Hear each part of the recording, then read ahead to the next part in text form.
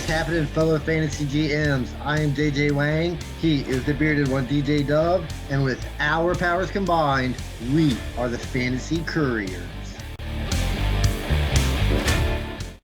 Courier Nation, you have some dedicated fantasy couriers today. DJ Dub and JJ Wang seem to have had their butt kicked by germs this weekend. I've been down for the count the last day. It was Daddy's son weekend, and my butt was kicked. I was out, and he's been a trooper. How about you, champ? Well, my problem is this stupid phone and technology. I hate it. I know everybody says, they're great, but I surely do wish we could just go back when you had to pick up a phone on the wall and call somebody. You still can. It just costs an arm and a leg. Yeah, I know, but it's way more. I just wish we could just get rid of all of them. Well, welcome to Curmudgeony Old Men. God, this could be a bad This could be a bad show for you guys. I'm sorry. I'm gonna be throwing sarcastic comments the whole time. If you'd have seen us before, he's trying to get this. If you're watching us on YouTube, he's a slender screen right now. It was upside down, sideways, crooked, invisible. It's been quite the adventure. So, but at least you can see my notes that I take that I don't use. Yeah, you see, if you want to see old school grandpa fantasy football, check out the YouTube video, and you see JJ Wang with his notebook of like just notes upon notes upon notes. It's crazy stuff going on there. Yeah. Luckily, you're a month older than I am, month and a half or so older than me, so that's why you're so old. Us youngins, we'll just type on the computer. You'll be there next month, man. That's how it'll be. So yeah, what's up, guys? Welcome to the Fantasy Couriers. I'm DJ Dub. That's JJ Wang over there, as you saw. We you can hit us up anywhere on social you want to. I'm popping up messages there. Send us any questions, any comments you got.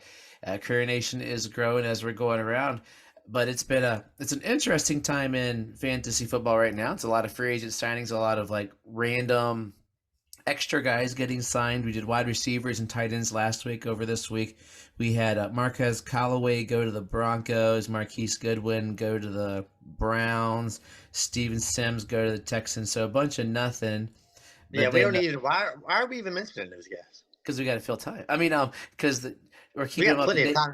We have plenty of time. Dynasty. The last two are the ones that I was really thinking about.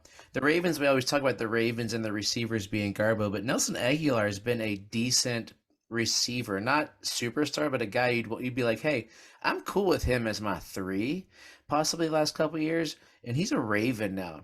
Does that move the needle any for you? With just assuming Lamar doesn't do something wonky and get out of Baltimore, moves the needle negatively. I'm not. If you're not the number one option in Baltimore, it's been noted it's hard for you to be productive in fantasy. So, of course, it's Mark Andrews, and then whoever that number one receiver. I guess Rashad Bateman's still there, but we don't even know about him. So I'm not really excited about any receiver. It doesn't matter really who the quarterback is at this point. Yeah. Truth beyond that. The interesting receiver news this week is the Jets finally got rid of their least favorite player on the roster. Elijah Moore is now a Cleveland Brown. They got him for a second round pick, number 42 is what the Jets get from the Browns, and the Browns got Moore in a third round pick. So Moore is now with Deshaun Watson versus possibly Aaron Rodgers and his cronies. Does that helps Moore, correct? As far, would it help more if he had Aaron Rodgers, or would it help more if he had Deshaun Watson? I'm just saying, in my opinion, I'm thinking him leaving New York because basically Rodgers is having New York sign everybody that he likes. Yeah, but that's fine. But at the end of the day, talent ultimately wins out. And if Aaron Rodgers thinks you're a better receiver, he'll throw it to you. But obviously, they didn't like him in New York, so for him, it is a better situation. This will be the number. Well, 2, possibly 3, depending on what Donovan Peoples-Jones does. Because he had kind of a breakout last year. They're giving Deshaun Watson weapons. His receiving core is decent.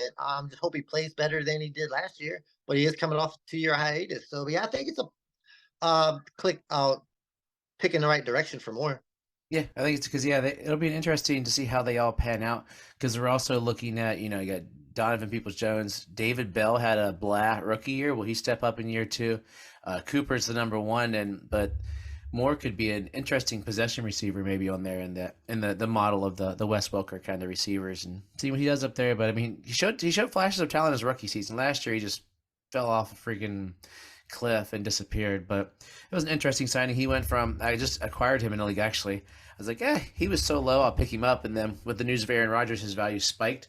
And then a guy and I were able to do it where it was a decent trade. I traded some tight ends and I got him in a pick in a tight end premium. So because I had too many tight ends and my roster is exploding with all the picks I got. But neither here nor there. We're getting ready. We are a little bit over a month away from the actual NFL draft. As a treat, next week, if you check us out, we will have our first off-season mock draft. We'll put down what it's going to be this week, and we'll have that air next week for you. We'll probably record that. There won't be any news probably this week because we got to record it on and off because I am traveling and going to be off and visiting family and going with some friends. It's gonna be a long week for me next week as far as moving. So we'll have an episode for you. It'll be a cool mock draft, so you can look at the first one of the offseason as we get into it. But we're gonna finish up today, wrapping up free agency with running backs and quarterbacks. Some interesting signings. Before you go any further, your sound just went a little bonky there. I'm not sure what happened. Say something again. Yes. Yeah, you're back to normal. Never mind. It was like a 10-second like echo type. Yeah, I'm curious what the final video is going to look like. It says that my internet might not be stable, so if you're watching us on video, you'll see us wonky. Luckily, I think it records on my end, so if I can hear myself, I'm hoping that's right. Courier Nation, keep us updated. You can see that we are professionals as you hear this interesting podcast. The most interesting podcast you've heard from us in a while is we're getting back to normal. I just got done playing a good half-hour game of Pokemon with my son, so my brain's all focused on the numbers and the energies. Well, I just got done playing I don't want to say I've been sleeping all day, but over the weekend, probably about 12 to 15 hours of Mario Maker with my daughter. So Nice. we put in a lot. We put in a lot of work in that. Oh, we are changing the world. Okay, so let's start with the running backs. Because running backs that go into free agency is always tough because they're those over 25 running backs. Do you risk giving them that second contract? Because running backs sort of get screwed in the grand scheme of things because you don't, unless you're elite, you don't get that second contract because they wore you out. So the biggest contract really was Miles Sanders, 4 years, $25 million to go to Carolina. What do you think? Yeah, That team was good. It's okay. I mean, he's an average. I mean, I think Miles Sanders is an average to above average running back. He's not great. I mean, top 24 is definitely in the option in the scale of possibility here. He's going to be the first the RB1 on that team. They're getting a new quarterback, so they're going to be relying on the run game a little more. Maybe this will be the season where Miles Sanders actually has a breakout season and does something that we've kind of waited for him to do his whole career instead of just being like that, RB2. But yeah, I think it's wheels up because I mean it's not really a committee in Carolina at the moment. It's just pretty much Miles Sanders. Yeah, I mean, I was excited hoping Chuba would get some push there. And along that whole Carolina theme, I forgot they did sign Adam Thielen to be their wide receiver one, 30 some odd year old Adam Thielen to be their wide receiver one. And I mean, if you look on paper, I was watching NFL Network and the lineup for Carolina is not terrible, and it's in a terrible NFC South. So the rookie quarterback is stepping into an okay situation if they can. I don't know. I beg to differ. But it's NFC South terrible. I think that offense is pretty bad. They've got 0 wide receivers. Their running back is middling RB2 at best at this point in his career. Their quarterback, you have no idea what's going to happen. Their tight end is who knows. So I'm pretty sure that's a bad offense. Oh, I missed another signing. I mean, I was blown in the beginning. So the receivers right now are going to be Terrence Marshall, who's been a letdown with potential, Adam Thielen, the veteran, who could be a wide receiver 2, wide receiver 3 fantasy, and DJ Chark. They just signed DJ Chark, who's flashes. Even if you add DJ Chark, I mean, DJ Chark had that one good year, but other than he's been injured, he hasn't been all that great. But yeah, I don't see where this team is like much above terrible, honestly. But the way I look at Miles Sanders is Deonta Foreman was a stud running back for fantasy last year. Yeah, maybe Dr. Foreman's better than Miles Sanders. And now I don't think Deion Foreman's better than Miles Sanders. So that's a. But then again, the argument is Miles Sanders last year looked good because he was running behind the number one ranked line in football. So now he's got to run behind the number 20 Yeah, so something I ranked don't. So line in I football. really can't see where anybody's excited in any ways for this offense at all. Oh, we'll see. Here's your boy. This is like an excited slap in the face for you, I think. David Montgomery signs a 3-year, $18 million deal with the Detroit Lions. Isn't I mean, Swift supposed to be good? I mean, I guess not. Well, I mean, it's not that he's not good. I just don't think they want to give him that workload. Which, looking back on it now, we all sit here every year and criticize smaller running backs in the draft, and we're looking at a 5'8", 5'9" DeAndre Swift, small running back that obviously can't take the punishment of an NFL. And if DeAndre Swift can't do it, who was like literally a top 5 fantasy option coming out, how does it look better for any of these smaller running backs coming out this year? So David Montgomery's better than Jamal Williams. So he's going to be the RB1 in Detroit. And if Jamal Williams can do, well, he got a lot of touchdowns. So if this offense is going to be anything like it was last year, run first. David Montgomery has already proved that he can be a bell cow running back. Not great. Still rather have Montgomery than probably Miles Sanders, and Montgomery is probably literally the exact same thing. Yeah. So yeah, I mean it hurts DeAndre Swift, but I mean it might work out better for David Montgomery. Yeah, I think it works out better for the Lions because they'll have. I mean, Montgomery's probably going to be the first and second down, Swift the third down back. Yeah, More than likely. It'd be the same thing it was last year. Yeah, because Jamal Williams initially until Swift. Yeah, I think It's it's literally like Jamal Williams and David Montgomery are the same. David Montgomery's yeah. better than Jamal Williams. So if David Montgomery's better than Jamal Williams, and DJ Swift, yeah, Park Swift. Yeah. DeAndre Swift couldn't get on the field with Jamal Williams. I can't see him getting on the field much more with David Montgomery. Yeah, I'm gonna watch some of these Lions this year. I'm excited. I like the Lions. I want to root for Dan Campbell. And um, oh man, I just stuck with. So where would you have? So we're looking at Sanders and Montgomery. What low end? What running Like back twos? 2024. I mean, I think they're. I mean, but I think Montgomery has more of an upside. I think the offense is definitely better. I mean, they're going to score more touchdowns. So, I mean, if I was to pick one, I'd probably pick Montgomery over Miles Sanders. And what about DeAndre Swift? Where are you putting him? I mean, probably at the same spot, 20 to 24. Maybe because he can get the catches. Maybe even an RB3 at this point because he's not getting the run. So unless he has a big year receiving the ball, I think it's gonna be tough for him. So would you buy him low? What would you give for him in Dynasty? I mean, maybe a half second, maybe like 2-1. I'd probably maybe like the 112, something like that. I'd probably still Well, give up that's still for a him little value. because I mean he's still young, and I still think there is opportunities here for him. What's interesting is his contract and Montgomery's contract. No, his contract expired before Montgomery's. Yeah, Speaking of Jamal Williams, apparently Jamal Williams is worth $6 million less than David Montgomery. He is now Alvin Kamara's Thunder down in New Orleans, 3 years, $12 million. I was more shocked at that. I thought seeing Montgomery go to Detroit was sort of a shock to me because Jamal was really liked and was like a team cat leader there. So, but now he's in New Orleans with Derek Carr and Alvin Kamara and Olave.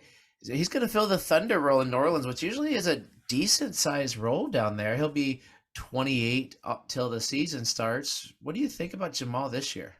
I mean, I pretty much think about Jamal thing that I thought before last year. I mean, he's a running back. I mean, I don't see him scoring 17 touchdowns this year with New Orleans.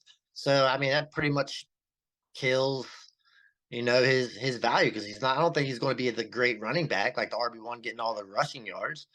He's still not. I don't think he's going to be their number one touchdown guy. So good luck. I don't think they're going to score a lot of touchdowns. Let's just go that route. Juwan Johnson. Oh yeah.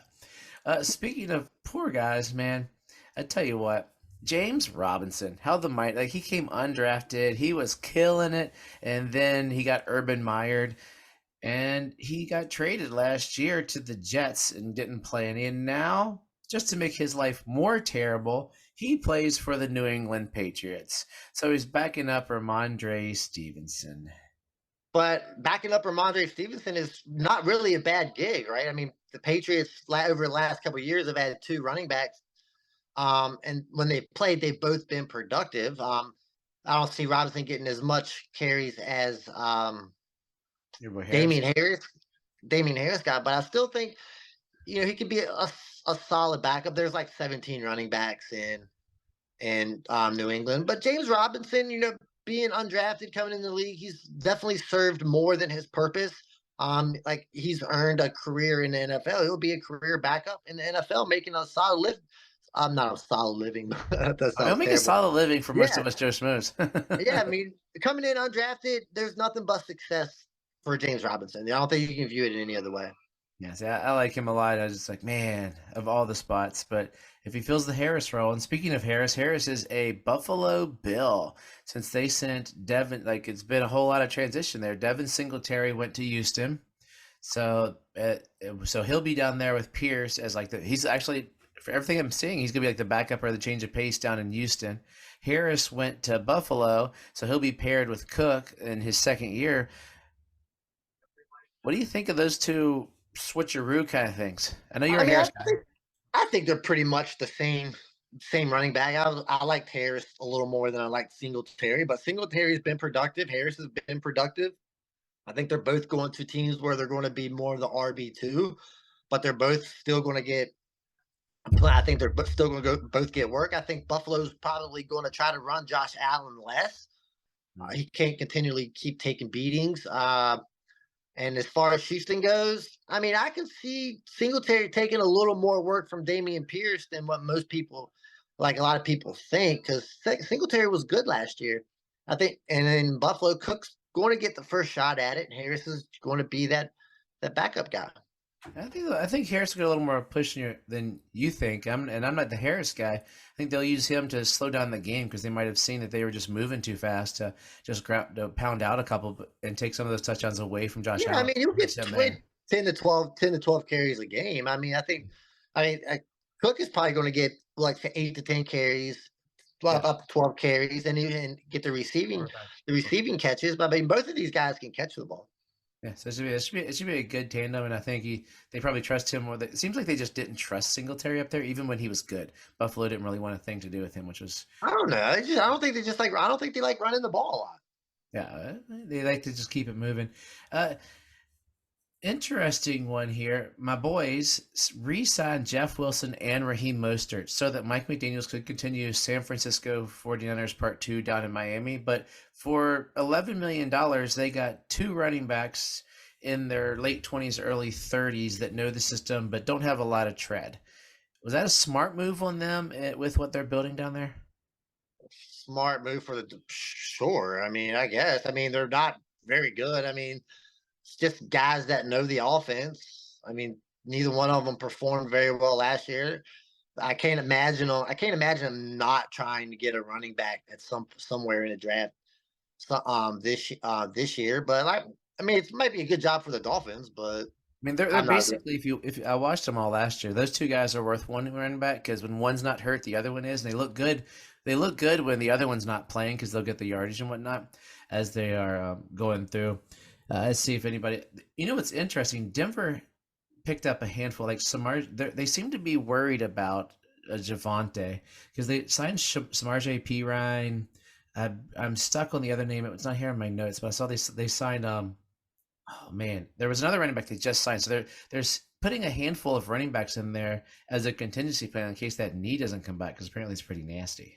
I mean, I feel like every team does. I mean, I feel like every team grabs a handful of running backs because you need them. I mean, you need running backs because people are going to get injured, and Javante Williams is already coming back from an injury. So I don't really get too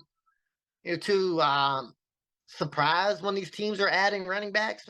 P Ryan's fine. I mean, he's a good backup running back. I don't know if he can be your starter, but if you need a run here or a spot start there, I mean, P Ryan is fine.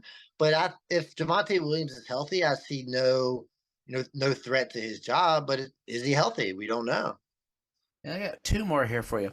We talked about Deonta Foreman earlier in the show, having a pretty decent year last year. How does he get rewarded?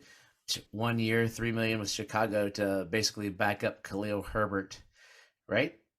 I mean, it depends on what. I mean, I don't know if backup is the word. I think That's backup money. Donta, well, I mean, all running back is backup money. I mean, you're not going to give.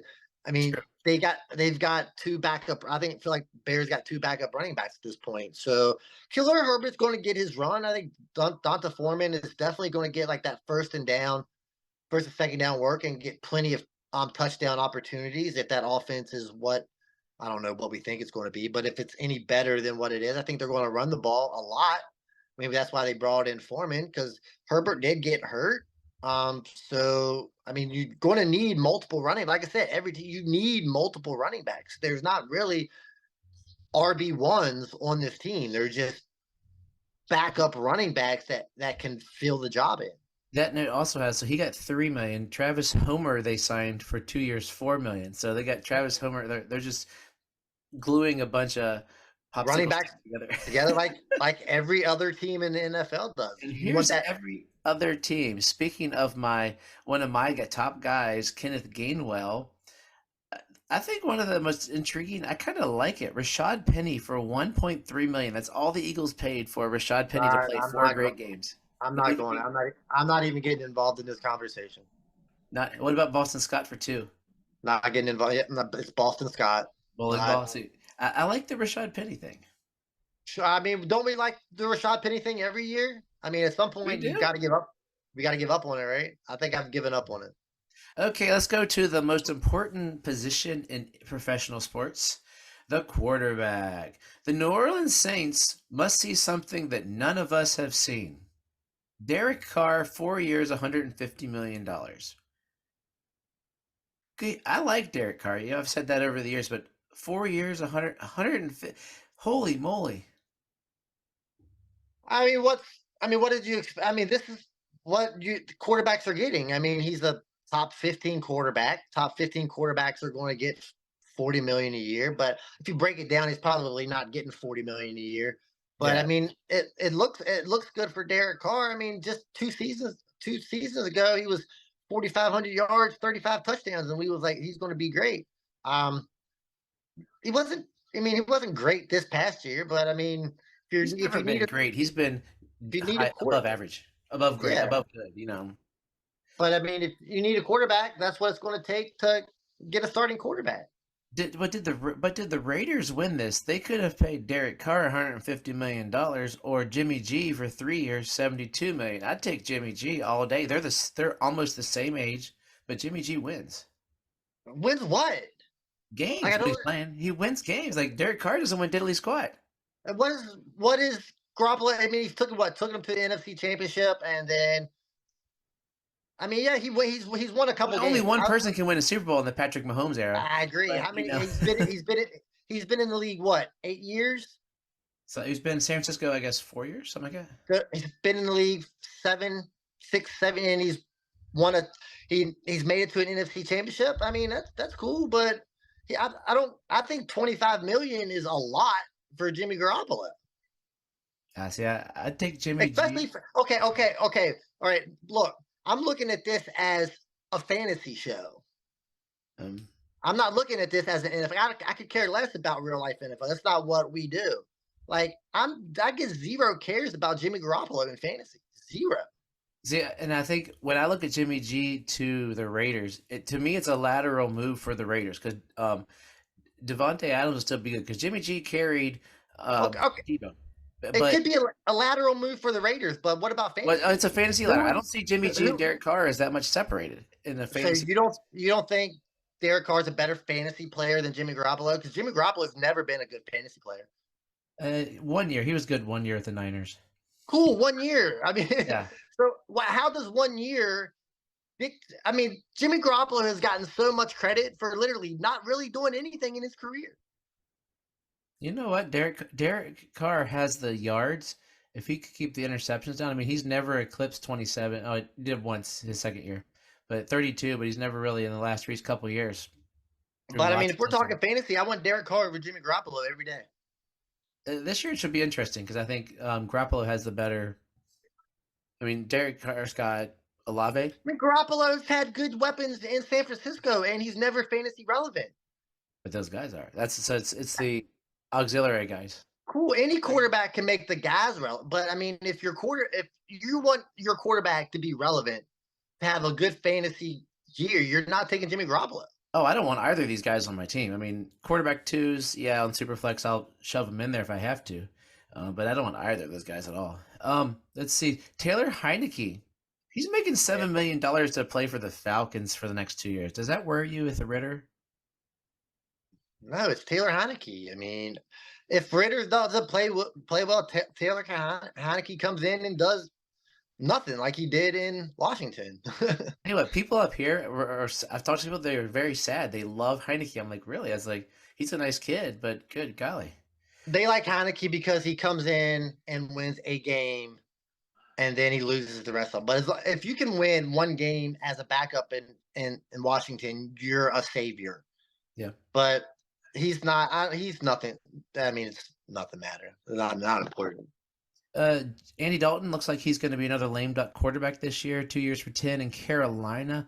How long do you think Andy Dalton will play this year, or do you think they'll throw the rookie in at the beginning of the year? What do you think Frank Reich's going to do? I mean, I think they probably play the rookie. I mean, if all you got is Andy Dalton, what's the point? And your team is terrible. What's the point of not playing the rookie? I mean, I understand setting them, learning, but I mean, if you're drafting up to the number one spot, you're starting this guy. Jarrett Stidham signed with Denver to be the backup. Mike White signed with Miami to be the backup. Which one of those two guys has a better year? Neither one of them's going to play. Neither one of them's playing. Who you got two playing all year? Yeah, as of right now, I don't go in thinking injuries. I go in thinking the starters are going to play, and Mike White is, neither one of these guys.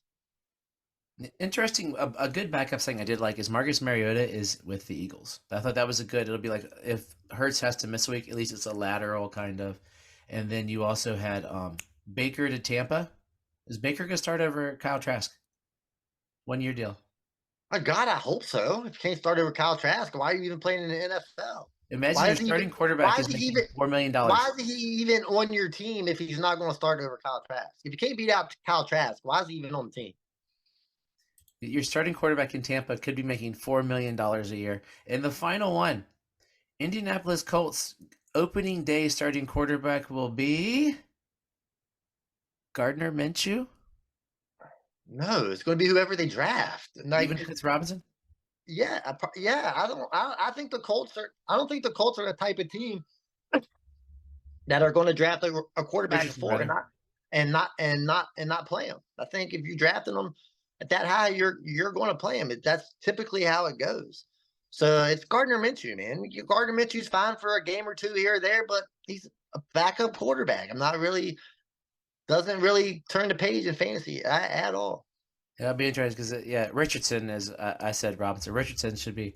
And then I got one fullback signing, one that I really like, Anthony Beck. Fullback signing. Fullbacks. If you look at the teams that are stepping up, Anthony Beck signed 2 years with Houston, meaning maybe they're trying to keep Singletary. It'll help Pierce get a little blocking there. But that's all I got in the free agency front. Are you ready to do a little?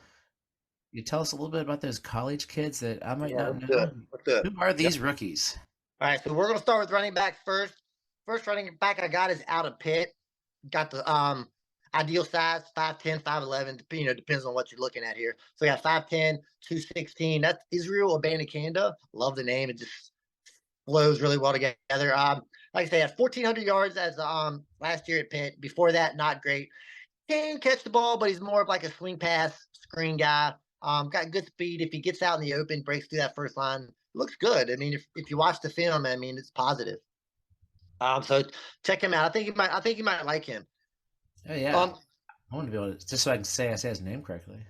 Yeah. I'm with this is like the area where as many running backs as possible is what you want. Like second and third rounds is just where I just pick up as many running backs as humanly possible. And then I think there's plenty of running backs that you're going to be able to pick up.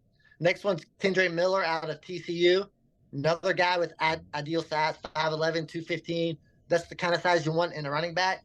Doesn't have the great speed, but if watching him play, Thing that sticks out to me is like his balance. Like he gets hit, he doesn't go down. It's like his contact balance is great. He stands up, he gets extra yards after the contact. Like I said, not a great receiver, so I'm not really sure how it's going to work out in the NFL. But like I said, these guys look good in college. So I mean, it's just going to the right team and getting the opportunity.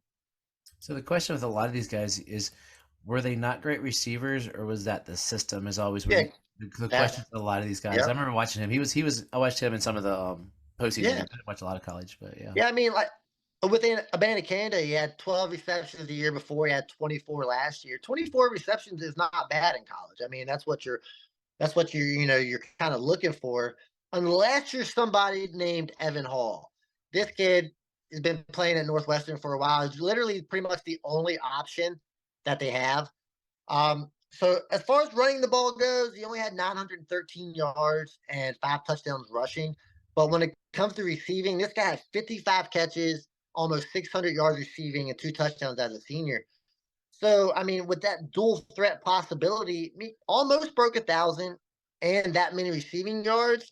Thinking like a third round, like picking up this kind of guy in the third round, I think would be He a win for anybody. he, he sounds like sort of like Ebner, Tristan Ebner, Travis Ebner, or Tristan Ebner in Tristan the Ebner, Couriers. yeah, That he'll yeah, probably be a guy you got to be patient with on your roster because he's going to probably return kicks this year. yeah. With that I kind mean, of he can speed. return kicks. I mean, he's a good blocker. I mean, Yeah, this so guy's I think he's going to. I think he's going to get on the field. So I think he's going to have the opportunity. And sweet. then another guy, a smaller guy, more in the mold of a who's the guy out of Alabama, Oh, Jameer Gibbs. yeah, So good. more kind of in that role. On Jameer Gibbs is a better runner. That's Tajee Spears. He is a senior, so he is a little older, 5'10", 201, so he barely breaks that 200-pound mark, but he does at 5'10". So like he probably add a little more weight to that 5'10" frame. Catch the ball really well. Didn't run the 40 in at the combine, but he is fast. He had, like I said, he had a great senior bowl, 1,500 yards, 19 touchdowns out of Tulane. You never know, those small school running backs definitely work out sometimes. Yeah, his pro day was, and you always have to add a little bit because it's their place. Is 4 4 Yeah. 7. They Yeah. say So I mean, flash mid range 4-4 guy. I mean, and 19 touchdowns. Holy yeah, moly! and he can catch the ball. So I mean, They, like if you're going after a small running back, I'd rather have Tajay Spears over Devin A. our site NFL Draft Buzz has him as their number 5 quarter running back. Actually, Yeah, I mean he's been rolling up the list quite well. Last running back I want to bring up is Chase Brown out of Illinois. He's fallen a little bit over the last couple weeks or since the combine. A little 5'9", 208, so he does break the 200-yard marker. Super fast. The last 2 years he has 3,500 yards rushing, 520 yards receiving. So I mean he can catch the ball, but he just doesn't have that size and power. So I guess he'll probably be more of like that third down back, which is fine. We need those kind of guys in the NFL. But I don't think he's as fast as what they thought he was going to be either. So I think that hurts him a little bit too. he's faster than the last guy. Well, yeah, he's faster than the last guy, Tajay Spears. Yeah, that's not really. I'm not really sure why, because before the combine he was higher than what he is now. So I mean, these guys are probably seeing something that I don't see. Yeah, But like I said, it's probably who because he's knows? old. Because he's older too. He's Yeah, a 5 year player. a lot of these running backs are a little older this year. That's due to like COVID, everybody getting that extra Yeah, year of eligibility, so they just came back. Yeah, so that's a couple more running backs to look for. I mean, there's probably 5 or 6 more running backs that I could probably go over. That's going to go in the second and third rounds, and we'll be happy. I mean, we'll be able to get to them over the next couple of weeks. yeah. I'm hoping that's one thing I've learned for dynasty draft is draft running backs and then draft a running back, and after that you draft a running back. Yeah. And half the time I can trade for a receiver because I'd say more running backs pan out in the grand scheme than do receivers. You have more receiver flops than running back flops, and running backs Yeah, I might mean, not go ceilings higher than receivers, but running and backs are. plus, I mean, getting rid of a decent running back is kind of easy just because there aren't many of them. Yeah, So a running back's value is, I'd say, is a little higher towards that mid range because that's the kind of guys you're going to need. yeah, Switching over to the quarterback real quick, there's a couple. Like after the top 5 quarterbacks, I mean, it kind of gets kind of dicey. So, but the first one we'll bring up, probably the most popular quarterback. Probably not gonna be a great NFL player, but that's Stetson Bennett. 5'11", 192, so he's a small dude, not much bigger than Bryce Young. So I mean that definitely works against him. I'm surprised a little bit at the combine. His arm strength is a little better than they thought it was, but at the end of the day, he's just too small. I can't imagine him being more than like a six round pick. Somebody throw in a flyer on him just to have him on your team. So we'll see how that goes. He's The got the next two range. guys are fifth year seniors. One guy's out of UCLA, Dorian Thompson Smith, 6'2", 205, like 24 years old, so he is older. Dual threat, 700 yards rushing I think the last 2 years, so he can run the ball. 65% passer, so he's decent at passing. Like he just plays for UCLA, just one of those athletic quarterbacks. You just don't know how they're going to translate to the NFL, but he can run. So I think that gives him kind of like a leg up on other running backs because of that ability. And the last quarterback I want to bring up is the annual Houston quarterback that seems to put up big numbers every year. That's Clayton Tune, 6'2", 220 pounds. So I mean, he's a big dude. I mean, he's got the size. 7,500 yards, 70 touchdowns over the last 2 seasons. Can run it a little bit. He had almost 600 yards rushing as a senior. He's 24 as well. Like these guys are probably fifth round quarterbacks, to throw a dart on. It's interesting if you put him up again. I'm trying to put him up against Will Levis. That he's like just a little bit micro or less than Will Levis as I'm running their stats back and forth. But Yeah, he's that little measurable. yeah, it's crazy how like some of these guys you be the same size, but like, these guys just see something else. Like Will Levis is you just see I see something different with Will Levis than you can see with other quarterbacks, I guess. Yeah, I see. Apparently he was chucking the ball, and that's why I was Oh, yeah, watching a huge lot of. arm. Yeah, That's what it is. I think that's it. So I'm a little worried about him of all of them. Levis just has Mhm. that cannon arm like Josh Allen, Daniel Jones type, and these guys don't have that cannon arm. They can make the throws, but not all the way down the field. Before we head out, has Richardson? Where do you have him in the top four right now? In your thoughts, before we get landing spots for him, is he still at So four, or is he snuck ahead of Levis? I mean, I'm taking. I want to honestly. I want to take him like as far as fantasy goes.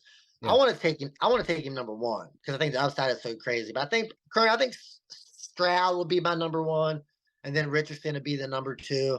And then honestly, I'm scared of Bryce Young. I do not like little quarterbacks. I mean, what he might be good, but going back over the history of time, they just don't pan out. And I think him and Will Levis is going to be a battle for that third and fourth spot. I watched a cool thing on Young though. Something that they said was interesting for a smaller quarterback. His release point is higher. Like most guys will throw it out, but he has adjusted that his release point is a higher point, which will help him when trying to go over those taller linemen. And then, I I mean, mean, he played SEC, so I mean, you got to you've got to make these kind of excuses for him if you want to continue to be a high draft no pick. excuses, just showing us what he does. I mean, that's fine. I mean, you're a super small quarterback playing on a team that is loaded with NFL talent, playing with the best talent in the league. So you can afford to be a little smaller because you're never getting sacked. You've got a great pocket. Well, Yeah. guess what? Welcome to the NFL, buddy. You're not going to be on the best team. You're going to be on a bad team with a bad line, probably not good receivers, and maybe an okay running game. So You'll have Damian Pierce and cool. Good luck, bud. well, there we go. There is our snarky old man fantasy couriers episode for this week. Look forward next week to a mock draft. We'll have a little details on that before we do that next week. JJ How's Wang. that take Bryce Young number one? Yeah, we'll have to figure out if we're going to even include. We might not even. We might do it before the rookies. Figure that out, and then we'll do another one after the rookies. Because if not, you'll just draft all rookies. That's how usually you pan out. JJ Wang, So give us. we're doing mock draft like a startup mock draft. I don't know. We'll figure it out. Oh, I wasn't ready for that. I don't want to do a startup mock draft this early.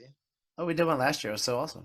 People like mock drafts, and we're here for I the mean, people. sure. All right, whatever. Give us some wisdom, old man JJ Wang. Oh yeah, wisdom. You said it earlier. Running back, running back, running back. I mean, I'll go through a draft. If I got 5 draft picks, I'll draft 5 running backs. I mean, You can trade 2 of those running backs for a good wide receiver, 3 of those running backs for a great wide receiver, and just works out that way. Running backs, you just need them as much as possible. Because guarantee you, you draft 5, 4 of them are going to get hurt. Then you're only going to be left with one. So as always, trust yourself and trust the process.